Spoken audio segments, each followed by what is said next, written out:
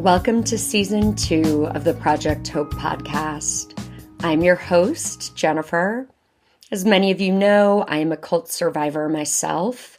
For anyone interested, you can hear the story of how I got in and how I got out in Season 1, Episodes 1 and 2.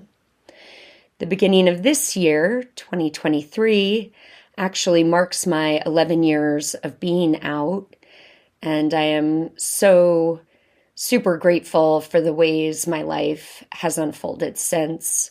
I now work with survivors of coercive control, and I'm going to take a moment here to define this term, as one of my heart's desires is to help society at large better understand coercive control in cases that are not just culty, but across the globe I view coercive control as a social issue.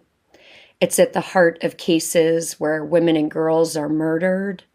We find coercive control in one-to-one relationships that are intimate, in gangs, sex trafficking, and cults of all types. I have a master's in the psychology of coercive control, and I'm just beginning a new element of my career as an expert witness for legal cases that involve coercive control.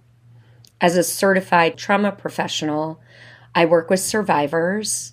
I'm especially excited to be offering a group survivor program for cult and religious abuse recovery. So this is not a support group, but rather a healing program.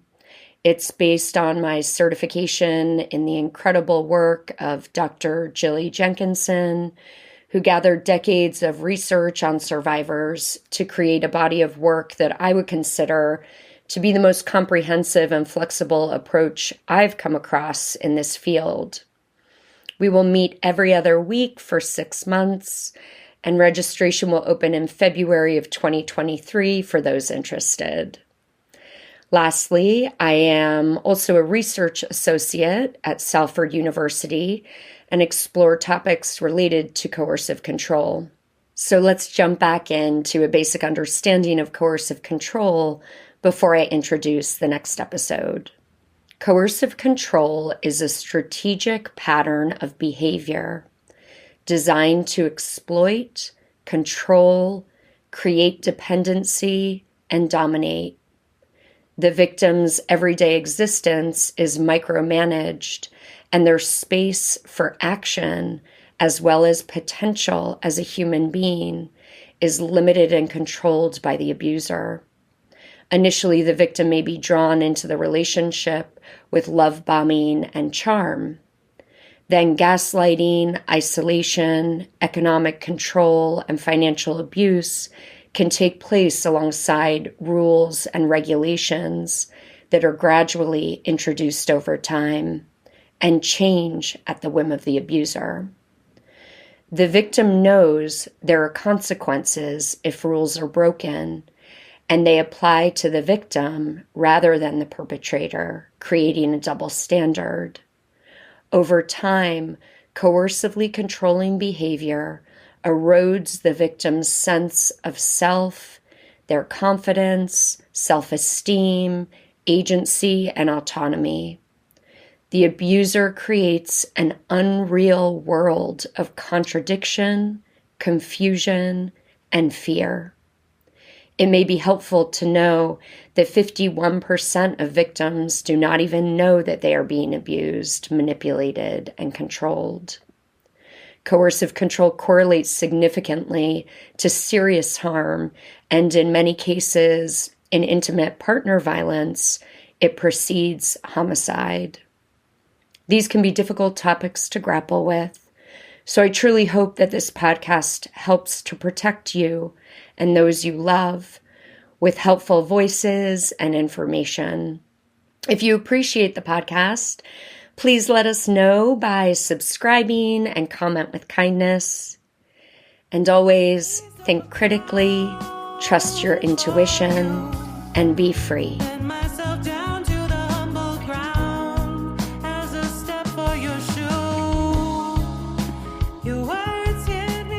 In this final Part 3 episode with Sally Meyer, you will hear her share some of the most private and internal of her experiences. You may hear me say this during the interview, but I want to share here how unusual it is to be invited into someone's experience in this way. And this is one of those special moments where a survivor, and to deviate for a second, I would label family members as survivors if they feel, as so many do, that they themselves have been through a sort of battle, a warfare within one's mind as they struggle with what to do or not to do, all the feelings that arise when you lose someone in this particularly confusing dynamic, when a loved one changes so dramatically that you have to struggle to redefine your understanding of them or what's happened to them. So this episode contains one of these moments when Sally decides to share for the benefit of others, overcoming the slight embarrassment she expresses. And I'm so grateful that she provides a perspective that shows the seriousness of what families, and certainly in this case, a mother and grandmother might go through under the weight and considerations of this experience. The human psyche finds incredible ways to cope. This will not look the same for everyone, but I have so much respect for Sally. As part of that respect lies not just in all that she's been through, the journey and her choices along the way, but also that she has been willing to share to help others, even when it's uncomfortably vulnerable. I want to be clear that sharing one's story is a very personal and often timely decision. Survivors also share for many different reasons. For all Project Hope interviews, we pre-record episodes specifically to protect survivors' voices and desires. Everyone records knowing that we can delete any part of the interview. I always want participants to feel in control of what goes live. I hope that this episode with Sally, alongside our two others, provide you with hope, inspiration, insight, or some sense of not being alone while in the depths of pain. And now you'll hear us pick up from where we left off. And as always, thank you for listening. It's on page 4. Yes, that was. The one thing that I haven't said, and it's a big part of it, but I hate to expose everything, but when I had given up hope, I got to a point where I actually split into several personas. Yeah. And the one major persona was moving forward. I had to move forward. But I had a couple of other personas, one that was still back in that dark world, and I tried not to think about that persona very much, but I did. Yes, I'm going to just start on page 39, read a little bit there, because it's about my personas. Yeah. Curiouser, and I often use children's rhymes to help me get through this. Curiouser and curiouser. Alice, as in Alice in Wonderland, would have been amazed, for all at once one of the branches that I had severed from my core self, stood strong and tall and confident before me. So I had severed several parts of me in order to survive, but all of a sudden, one of them was standing very, very strongly. And that persona helped me to go on. I had let her help me in the beginning. She had helped me put locks on many of my thoughts. She had dragged the poisonous thoughts to the back of my mind, to the high and dusty shelves, to where all the little boxes were stored. She had been afraid that the dark thoughts would destroy me. She had helped me sort out all my thoughts. She had believed that by locking up all of the hurtful thoughts, dreams, and experiences in the little boxes, I would be able to focus on ordinary things, everyday things, normal things, so that my core self could move forward and survive. So I had to go through all of these thoughts before I could actually, during this in-between time, before I actually could move forward. She believed, this persona, she believed she was protecting my core self by helping to hide what she believed I did not want or need in my life. But looking back, that persona was trying to help the other personas, and at that point, she needed to cut off, especially the one that was still sitting in the dark place. And she had to kind of take over to help me move on. I've got here, but she didn't always ask for my permission before she hid things from me. And I grew more and more unhappy with her. I grew tired of her domineering ways, and I had taken the axe and cut her off from me. Yeah. I didn't want to be several different personas. So I just axed her off. I mean, obviously not really, but in my mind, I axed her off. I needed to try to come together as one person. This living, breathing part of me I had cut off. I had not liked the fact that she had locked away so many of my thoughts without asking me. Troubling thoughts about nightmares, thoughts I had about disturbing visions, feelings of inadequacy, confusion, fear, and other things. I believed that I had the right to have the final say about whether these things could be remembered or not. So there's part of me that's very strong that, okay, I needed to go forward. I needed to not think about those things. But at the same time, I needed to think about those things. It was insanity. This part of me was bold and bossy and loud and was always trying to tell me what was best for me. That was Sarah Rose. The three personas I'm talking about are Sarah Elizabeth, and Sarah Rose. Sarah is my core self. Mm-hmm. Sarah Elizabeth was kind of back in the darkness and wanted to remember all that was going on, whether she could help or not. And Sarah Rose was the one that kept pushing my whole mixed up, crazy personas forward. Yeah. I didn't want her with me anymore. So either Sarah Elizabeth or Sarah, just probably Sarah, wanted to get rid of her. And now here she was standing before me. She had not been burnt up in a fire. I had, in my mind, lit a fire, cut off the branch and lit the fire and let her go. God had saved her. God had pruned her. And how? Now she stood straight and strong before me, and her branches were bearing much fruit. So I couldn't ignore this strong persona. Fascinating. I had relegated her to a kindling pile. I had silenced her. Now this dying, spindly branch had been rescued from the kindling pile, and she stood straight and strong before me. I had asked God to make me whole again, and here I was, ready to come back to me. And here she was, ready to come back to me. I looked at her and wondered if this was what I really wanted to happen. And I know it was. I wanted to be a normal person again, with any and all parts of me working as a whole, not broken to pieces like Humpty Dumpty. I wanted to be put back together again. I wanted to be strong and whole again. Then I've got the Humpty Dumpty thing. Humpty Dumpty sat on a wall. Humpty Dumpty had a great fall. And all the king's horses and all the king's men could not put Humpty together again.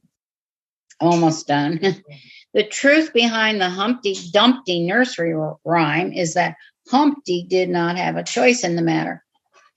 But I did. And I asked God to help me. And God did exactly that.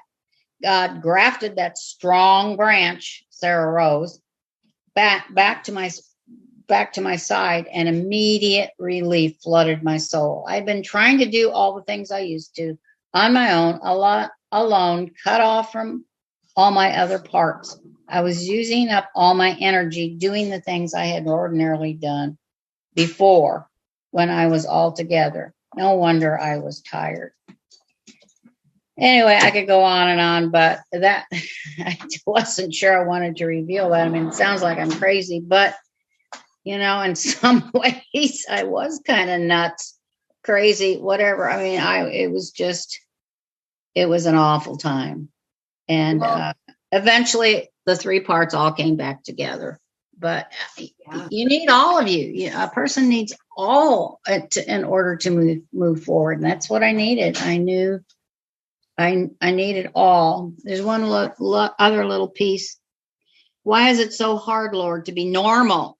Just plain everyday normal, like so many others I see. Must I always be outside of other people's lives looking in? Wishing I could be inside as well.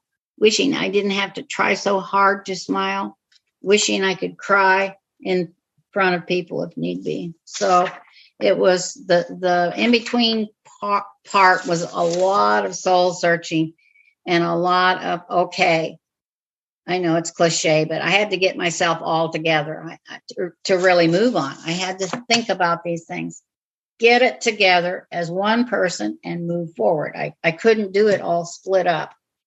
So there you have it. And that's kind of embarrassing to admit. I don't know if I, outside of my husband, ever really talked about that part, but yeah. Well, it makes a lot of sense to me. Do you mind me saying a little something about it? Go right ahead. Go right ahead. Yeah. Yeah, it's interesting, Sally, because I mean, first of all, I'll just say, even in terms of the modality of psychotherapy that I often use in trauma work with survivors, it's called internal family systems.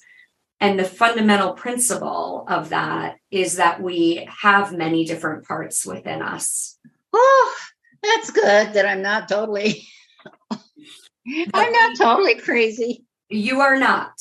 We are all fundamentally, we have different elements to ourselves. And so it's actually very interesting that in the crux of kind of this despair, that as you turn inward, that you are actually able to kind of recognize these personas, right? And in giving them voice or getting to know them, that you actually also realize, like I noticed even in the language that you use here, as much as you cut this part out that you no longer, anyway, right, that you no longer wanted her, that was a period of time, right? It was one of the internal phases that you journeyed through. Yeah. And so it's really, and so it's fascinating that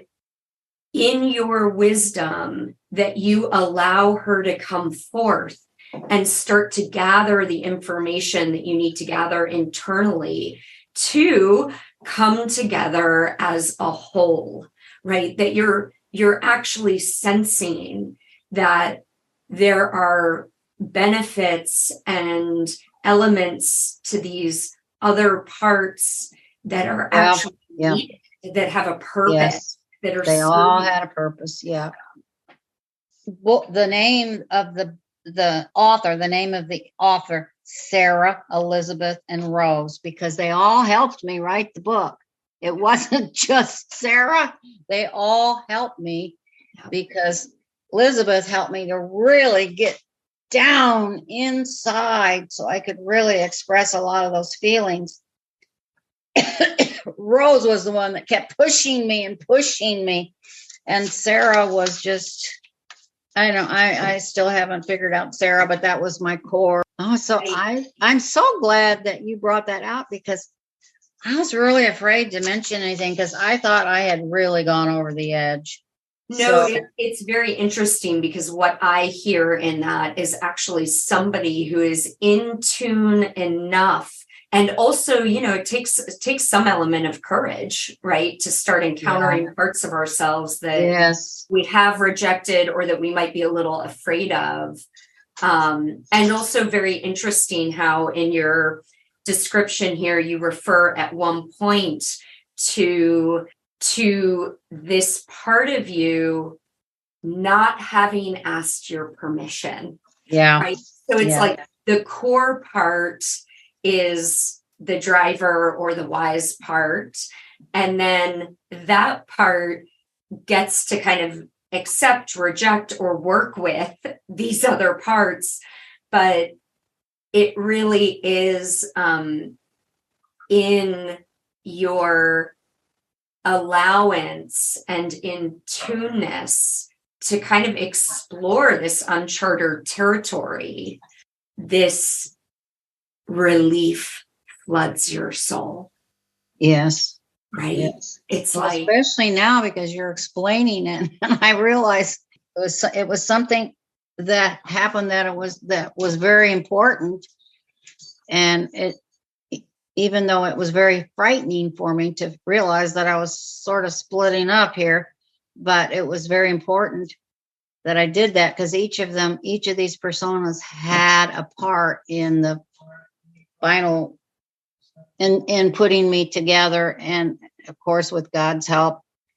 But you've explained it so eloquently. I feel a sense of relief that someone of your stature thinks that's okay, that I wasn't going crazy, that it was probably just a part of being normal. Although I don't know how many people can split up into 3 different personas, but maybe we all do to a certain extent. We just don't recognize maybe the other personas. Well, that's exactly what it is that everybody does divide up, and we're either paying attention to that and kind of giving being able to be with those parts enough to actually recognize them and get to know them. And then we're able to work with them. But even as you say, the significance alone of realizing, what you say on page 43, you say, did she still hold all those secrets in her heart? I didn't know, but I did know I needed her. I was so tired of trying to be ordinary when I wasn't ordinary at all. I was so tired of trying to survive. I needed to be whole again. Every part of me was important. Yeah, if that isn't a perfect single takeaway that each person could have, right? These parts that we tend to want to judge or criticize or think certain things of, when actually each one is important. Yes. And I hadn't totally forgotten about these things, but just reading this page, it's like, holy cow. Yeah. The young branch, well, I got to read a little bit more starting on the top of 73.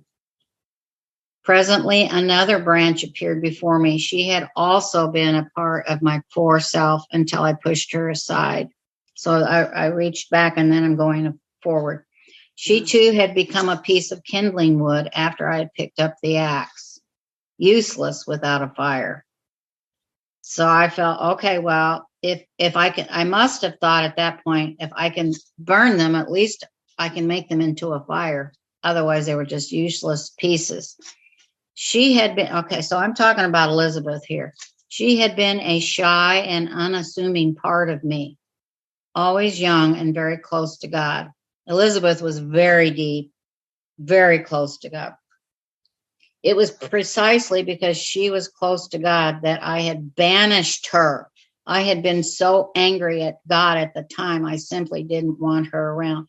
So here I'd taken the axe to this real strong part of me, and I'd taken the axe to Elizabeth, who was a very deep part, but I didn't want to hear all the stuff from her. This young branch had taken it upon herself to be the guardian of all my secrets. Oh. She was also the keeper of all my tears.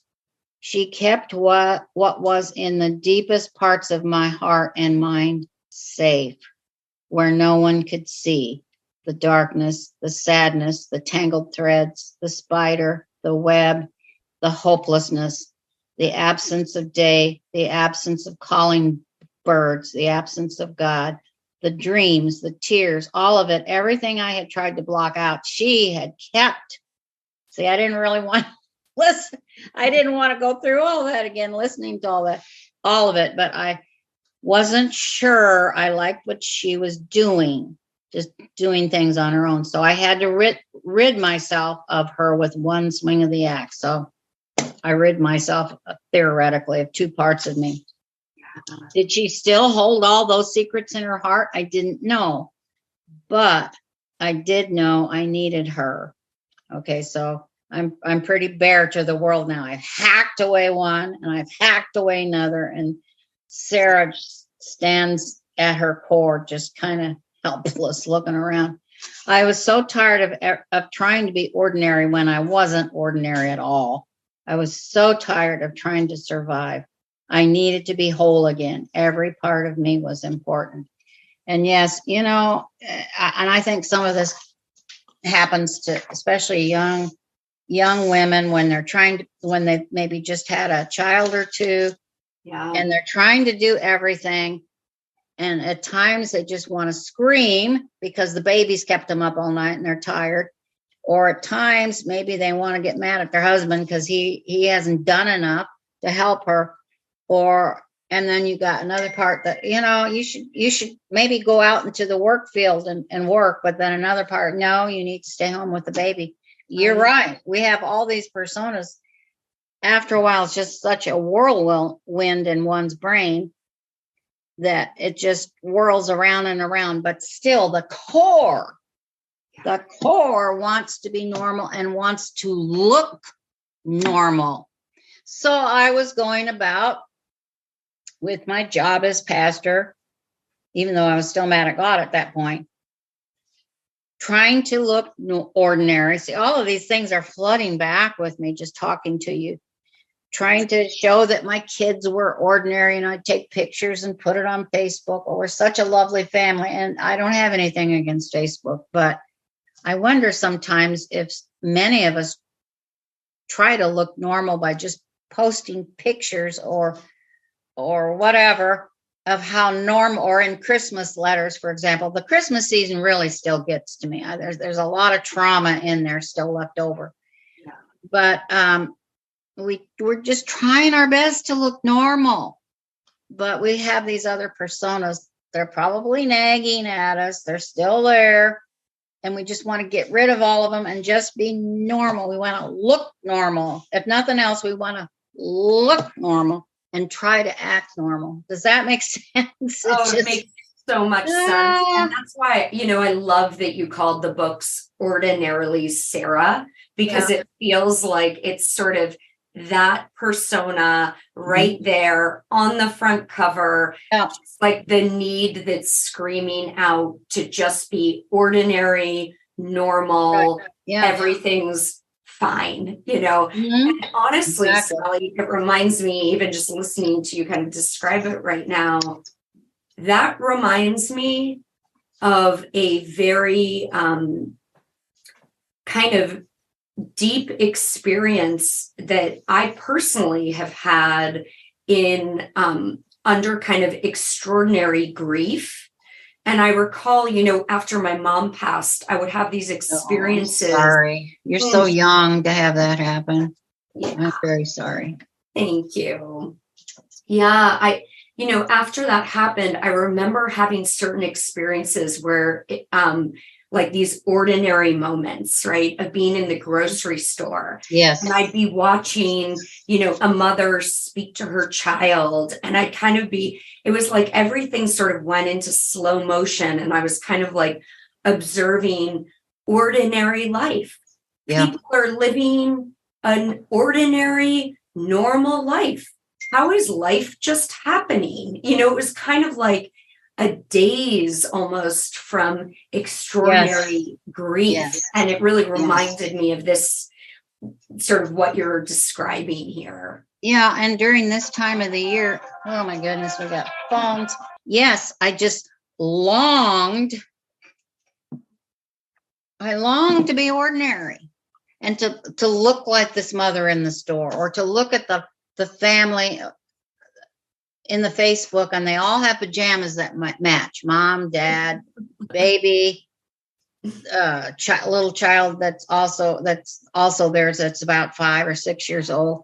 These pictures are so, you're talking about, seeing somebody in the grocery store, but in this time of year, you see these happy, normal families blasted on either Facebook or in Christmas letters. And one part of me is so happy for these people, but the other part of me is always, I wish I could have been normal like that when my kids were little. I wish that I had a more normal life.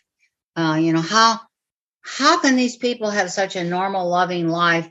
And here I am, a pastor, and my life has been anything but especially the last 20 years, but normal. But I tried so hard to look like and act like those people I saw. But you know what? It didn't work. It didn't work because I wasn't all together. The only thing that worked is to put them together and try and restore my faith in God, which is a big process in itself. And then I can live ordinarily, like most people do, live ordinarily. But it doesn't mean that everything's good. Everybody has hard parts everybody has darknesses that they're trying to get through. That's just a part of life. It's all a part of life. And you don't have to be perfect. But sometimes people look perfect to me all my life. They've looked, oh, why can't I look like that and be like that? Well, it can't, no one's perfect. No one's perfect. I love the distinction between let's not aim for perfection. Yeah. Let's just be human. Just be human. Be an ordinary human with gifts, because we all have gifts that God has given us. Just use the gifts for what you can do or for what God has called you to do. And the stuff that you don't know how to do, then let other people use their gifts to do those kinds of things. And then we can all be one happy human family. But that's well, right. And I think part of the human happiness is actually that we do acknowledge what human is, right? As you said, it's the pains, it's the struggles, it's the heartache, it's some element of union in that, and knowing that others go through these things too, and we're not alone. It's the joys, it's the Christmas photo op, it's the, it's just everything. That's right. Yeah. And everyone gets to experience that great variety of what it is to be human, with all the ups and downs. And it really is, what an incredible experience, isn't it? This humanness that we all ride these incredible waves of the ups and downs, and that no one escapes that, No matter how you try to hide it, you can't escape it. Yeah. It really is moments like this that I so appreciate, of your willingness and us coming together as humans, and your willingness to show the humanness, right? To show the Sarah Elizabeth, the Sarah Rose, the grandmother, the mother, the devastation, and the liberation. Yep. Well, I thank you for being so wise. I all this time had thought there was something terribly wrong with me because I had these 3 personas, but that's part of life too. It's just that probably most of us, or some of us, or whatever, don't realize that they've got more than one persona. But sometimes they clash. Sometimes they work smoothly. But that makes me feel relieved to know that I'm, again, not going crazy. Because those 20 years, there were many days when I thought I was just off the charts into the deepest darkness, just totally insane. But so you're helping me to figure out that a lot of that stuff was normal for what I was going through, and probably what people, whether they're inside the cult themselves or if they're on the outside, a family member looking in, and not that they can see what's going on, but they know enough what's going on, and just their heart bleeding for their child. So either way, it's a terrible experience. But here you are. Look at all what you're doing to help people. So, and you have to have a part of your heart that still, at times when you were in the darkness, that still, well, I mourn for the time I lost. I mourn for 20 years that I lost. So it's just complicated, and I think many layers. There's so many layers. All of it, yeah. And somehow I believe that God has brought us together to talk about it openly, so that we can maybe help other people so that they can realize all you're going through is normal. Hold on, keep your faith, don't lose hope, just keep going step by step, even if you feel like you totally lost it. Just keep going and keep praying. Yeah. So, whether you're an insider or an outsider, inside the cult or outside the cult. Yeah. Oh, dear. Yeah. It really is a journey, and it's such a journey. It's a crazy journey of hope, because it's a journey that is a loss of hope and then a reclamation of hope and a loss, it's it is like a wave. Yeah. It really is. There's so many ups and downs. Yeah. Yeah.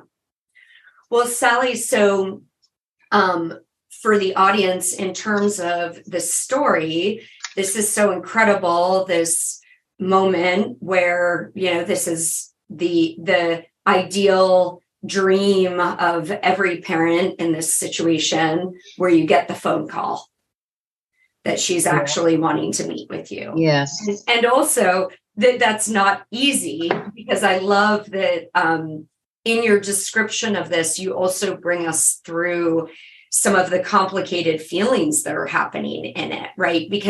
And I think this is also what a lot of parents will be able to relate to, where it's the moment you've been waiting for, but at this point, there's been so much hope to then have the hopes dashed, that then as you kind of allow the hope to grow, there's also this fear that keeps coming in around, well, this seems hopeful, but will she actually meet me? Or will I keep connection? Or will I be able to see the kids? Or will she invite me to the trial, the court case that unfolds on the custody of the kids? So, and it was interesting. I clamped down my hopes and thoughts after she called. I was just kind of what you said. Well, is this really her? Is this, after we hung up, is this going to happen? Will she really meet me? And then when we met, something must have still been clamped down, because when we met, which was at a mall, I felt it might be better if we just meet where there's a lot of people around. So at a mall in the cafeteria part. But we just acted like nothing had happened. That's weird. It's like, oh, good to see you. And we gave each other a hug, and then we sat down and we talked and we drank coffee and probably had something to eat. And we kind of acted like nothing. When I think about it now, it's like, oh my goodness. It's not like what you see on Oprah Winfrey or some of these other shows where there's a lot of crying and carrying on. And it's just, I don't think I believed that it was happening. And she must not have either, because it was just like, oh, it's great to see you today. Let's have coffee, blah, blah, blah. It was a very normal meeting. Really nothing about the cult, or it was just like it had never happened. Now that was really weird too for me, but that's how it was. That's just how it was. I think that there's also some element of choice that's happening there, because of course, from your standpoint, there's the desire to ask all these questions, to find things out, to inquire, even questions for the future. But you sense that it's not right yet. It was not the time yet. Any of that. And I didn't want to chase her away. Yeah. And I think that probably was, very wise. And that's one of those experiences also that family members or loved ones who have been on the outside have to navigate, because your loved one is in maybe some degree, depending on when you're connecting with them, some degree of their own process of kind of seeing outside of what they were in themselves. And so that has to be terrifying for them too. Right. And sometimes that communication doesn't go that well if somebody has certain elements to their thinking where they're still very mentally in, or emotionally in, or what have you.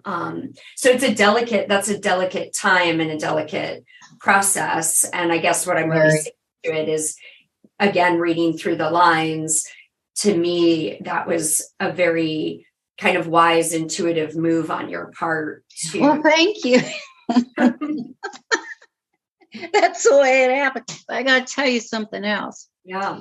She was so afraid of her leader. Yeah. Over the years had threatened her. You can leave if you want, but I get to keep the kids.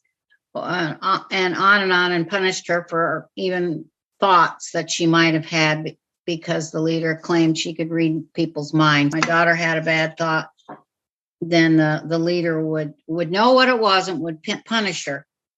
Anyway, she left she was out for a whole year. I don't know if that's in the book or not, for a whole year before she contacted me. A whole year.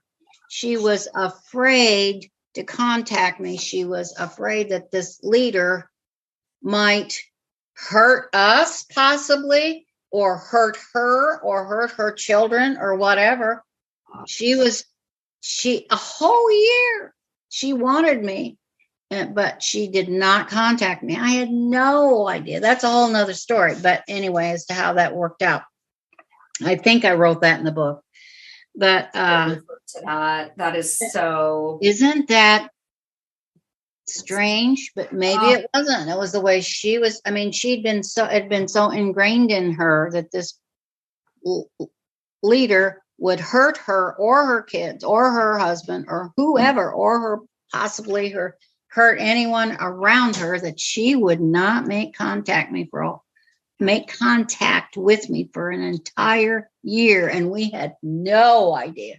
She had been brainwashed for 20 years as to how evil and terrible people we were. So she had to work through that.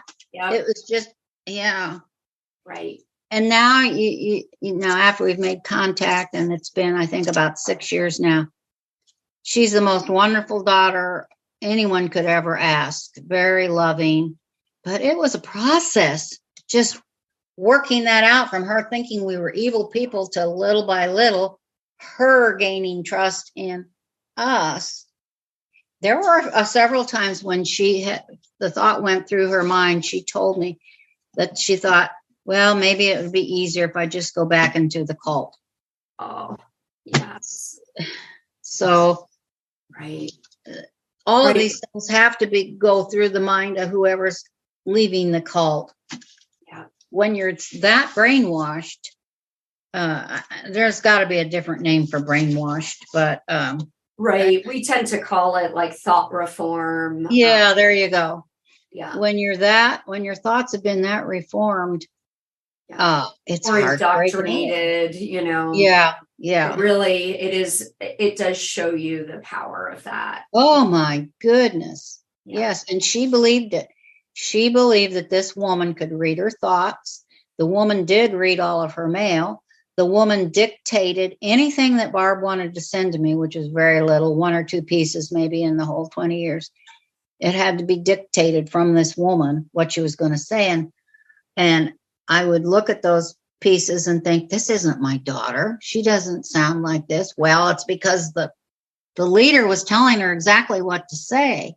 Yeah. So that is often the case. Is it? Okay. That the communications to the outside are being run through, through the leader, internal leadership. Yeah.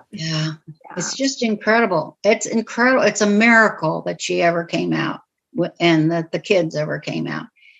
Unfortunately, she and her husband, who I love very much, is my son-in-law. They divorced probably a year and a half, maybe, after they'd come out. But I can understand it too. I think there was just too much going on in their lives, and maybe they were just couldn't process everything. So, certainly a lot. Yeah. So I can see why that broke up. But and can I ask, Sally, was there a process also with the kids kind of needing to warm up to you all, and kind of the dissipation of some of the fear? Had they taken on those fears as well? I don't know exactly. They were all theoretically going to go for counseling. I don't know if they did or not. They're doing fairly well, but my daughter says they all suffer from depression and from what happened to them during the cultic years. I may never know exactly everything that happened to them. She has told me that her oldest son was kind of the scapegoat of the group, and he would be punished the most. Some of the punishments that I did hear about were pretty awful, but I haven't heard, I don't know what all kinds of punishments there were, but the ones that I wrote about that I did learn about were pretty awful. Yeah. But I really think in some ways, there's a distance from them to me. In those 6 years. Now the oldest is, I think 25 now. And so he's obviously grown and gone, has a job and a live-in roommate who he loves her very much. Yeah. They love each other. They're all growing up. Yeah. So the distance, there was some distance anyway when they first came out. But Dennis and I, when they came out was for a couple of years. We tried to go to all of their school things and this and that, and that was okay. But there was always a little bit of not quite giving themselves over to what their grandma and grandpa were. But then COVID hit, so it was 2 years of not seeing them at all. And then after that, before I knew it, they were all graduated and pretty well gone, living their own lives. And so I really mourn still all of those years that I missed growing up and bonding with them and this and that. It's hard. And I do notice some resistance still. We haven't seen them. Probably it's going on 3 years, the 2 years of COVID, and the next year, Dennis and I were having all kinds of health problems. So we haven't seen them much. Yeah. I'm hoping that can change soon because they're growing up so fast. The last one is still in high school, but she's a junior. Before you know it, she'll be gone too. Right. And I don't know if we'll ever feel that bond that most grandparents who live fairly ordinary lives have with their kids. I don't know. I mourn that because I don't know. Yeah. I just don't know. But there's always been a little bit of distance Yeah. From the kids towards us. Not, well, of course, they probably heard the leader blaspheming Dennis and I too, and wondering, well, are they evil? Are they as evil as this? Who knows? I just know that there is a distance. When we're together, it's okay, but there's still a little bit of distance, and I'd love to be able to bridge that at some point, which is one reason I gave them the books. One of the boys was telling me, you need to write a book about it. You need to write a book. Well, I wrote these 2 books, and I gave the books to the kids. Whether they've read them or not, I don't know. Here's the real weird thing. No one in my immediate family has read the book, even though I've given the book to all of them. My sister, my parents had passed by the time, and my other sister by the time I got out, or they got out. But my sister, all of the kids, my other 2 daughters, my ex-son-in-law, everybody I can think of that I was really close to at one point. They've all got the books. They can all read them. None of them have read it. And the answer from my daughters is always, well, Mom, we lived through it. We don't want to read it. Yeah. I think it could help their healing if they would all just read it, but I can't force them to read it. So there's just a little distance, period, in our family with the daughters that didn't go into the cult and all of my daughter that was in the cult, all of her kids. It's just, we're not bonded at all. I can't say we're estranged either, but there's just something there I can't quite put my fingers on, to where there's a little bit of distance between all of us. It's and maybe something we have to live with. I don't know. My one daughter is 2 of my daughters that were not in the cult, but especially the one, blames the daughter that was in the cult, blames her a lot, and just says, oh, it was all her own fault. She made the choices, which she doesn't understand. And I wish she'd read the book so she can understand. You don't choose to go into a cult. You're lured in. Bit by bit by bit, you're lured in. But I think, again, Sally, what you're sharing with us, I think, is such a gift, because these are the, let us return, quote unquote, to the human. Mm-hmm. These are the true human stories. These are truly the things that actually happen, where these are not fairy tales that end with a pretty bow tied up at the end, right? This is why I think you're such a gift in sharing your voice and your story here, because these are the nuances that really, if others who are experiencing these things can hear this, then at least we offer them not being alone in it. Yes. Right? At least there's that. And it's unfortunate and it's sad, but it is true. I mean, people really don't realize the repercussions of this type of experience. I mean, it goes out and affects the siblings. It affects other family members that you may have been really, really close with, where to the world, it doesn't sound like a big relationship by title, but, bonds get broken. And bonds get broken. Yeah. Trust needs to be restored. And there is healing that needs to take place. I always say in my own story that my entire year post getting out was the total focus was family reparations. I mean, every vacation, every moment that I had that I could take off, it was me with my parents revisiting things, crying, airing feelings about all of it. I mean, it was It was a long haul. It was not easy. And it was a deep dive, but it had to be for the reconnection, and that's lucky, right? Not every Yes, you were very blessed to be able to go through that too.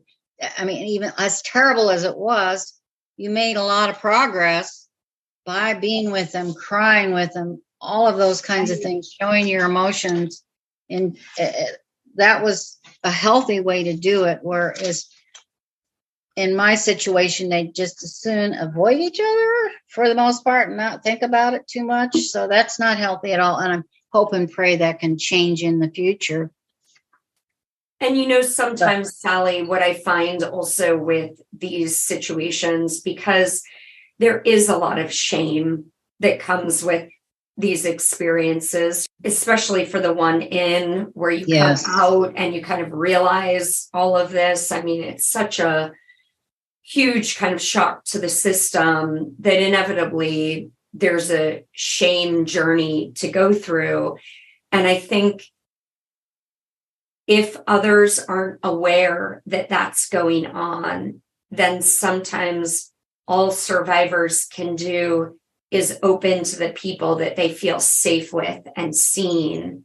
And there's just a time, there just needs to be some time around others. And maybe, as you said, maybe actually receiving information, understanding some of these dynamics are so eye-opening and healing for people, just understanding them alone.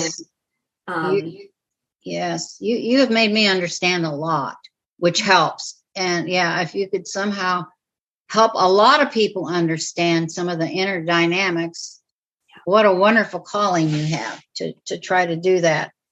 And I'm definitely trying. There's a mission ahead. Yes, you have a mission. You're a young woman with a mission, a very powerful mission.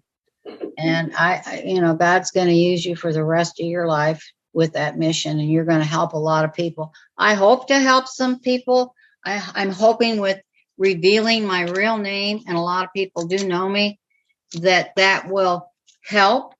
And that together with podcasts and just a lot of ways to try to help people. But there are a lot of heavy-hearted people out there that just need somebody to believe them. One of the things on our Zoom meeting on Friday mornings that the members say, and they've said over and over the past, how many years have we been with them? Several years, 2-3 years, more? This is just for our audience. This is a support group that. Yes, it's a support group, but they all say the same thing. They say, I don't know what I would do without this group, because you all believe me.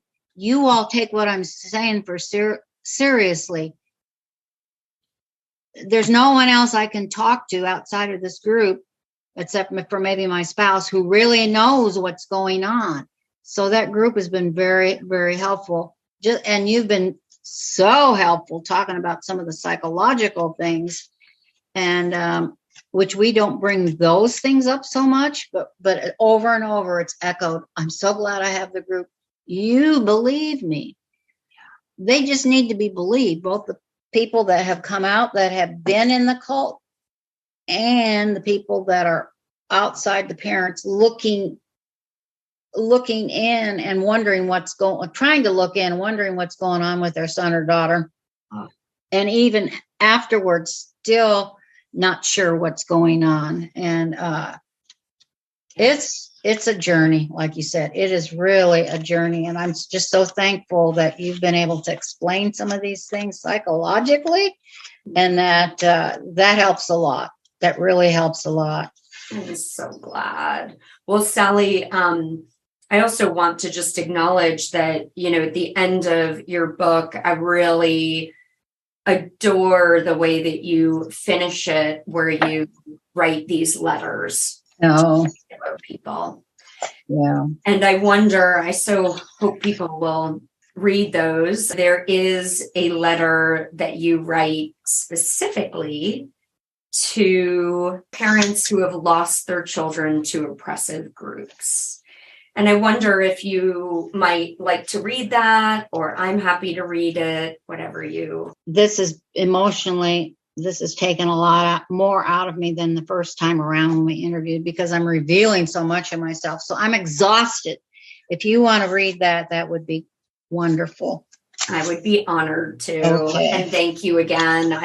I'm also glad that, again, you're bringing the human element of that into this, because it really is true. You know, the audience doesn't get to see the aftermath of these interviews, but I can't tell you, I mean, more often than not, I'm connecting with people and people are just sharing with me, you know, what a process that was, and that it does bring things up to talk about it. And so for our audience to really just be aware of that element of this gift that each one that comes on and speaks, that they are giving that gift of their kind of energy and the emotional energy to kind of go through some of this again. So thank you. Yeah. Thank you so much for making things so much clearer. It is a process. It's a process. So this letter, which Sally dedicates to other parents who have lost their children to oppressive groups. Dear ones, most of you understand that your children are caught under the power of a person or persons who want to control them. They are holding your children captive, physically, mentally, emotionally, spiritually. They hold absolute power over your children. They are relentless. They hold on to your children with threats of harm, even death. They are evil, truly evil. They spin webs of darkness and deceit. They are dark angels with one goal. They want to devour your children's souls. Some of you have children who have physically escaped their prisons, but they are still struggling in ways that are difficult for you to grasp. And even though you rejoice at the fact that they are no longer physically held captive, you grieve for them as they struggle, trying to adjust back into the worlds they left behind. And you weep for them as you think about the lost years. You weep for yourself as well. And you wonder if your world will ever be righted again. You wonder if things will ever be as they once were.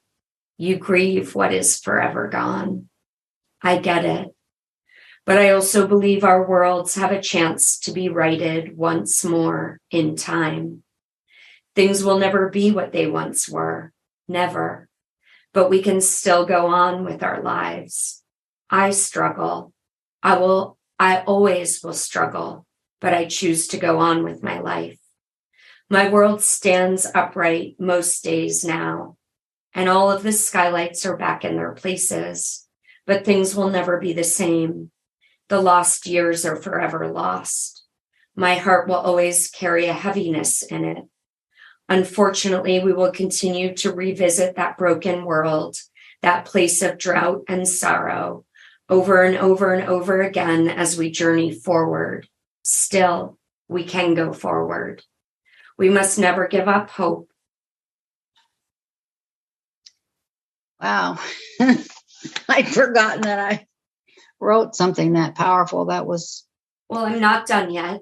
Oh, okay. Okay. I have to gather myself. We must never give up hope. Our spirits can all be restored. Perhaps our children's spirit will one day be restored as well. And then you put in here the Psalm 34:18.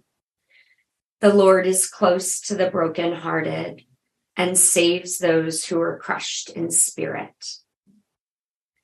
Your friend in Christ's suffering, Sarah E. Rose, or Sally Meyer. Thank you. Thank you so much. Thank you. So powerful. I asked permission to include this beautiful outtake with Dennis, Sally's husband. He shares his observations of our conversation as he listened in the background.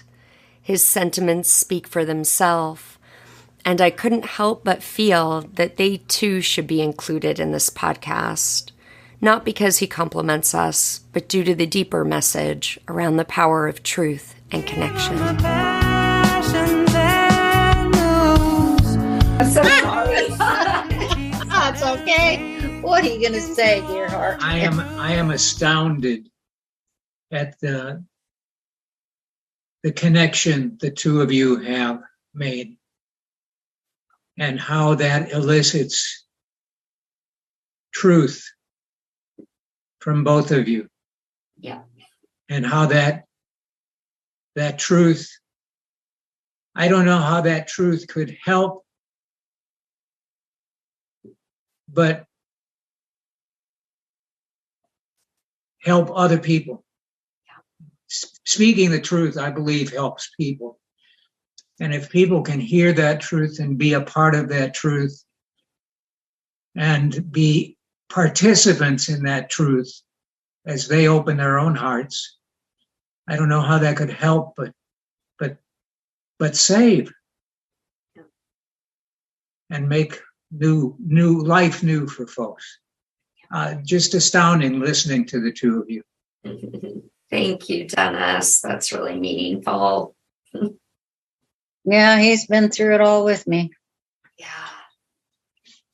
We so hope that you enjoyed this episode, and please stay tuned for part of Leaving the Cult, the Season 2 song written by Jaya Suri, and for all things related to Jaya, her music, ways that you can support her, check out the show notes.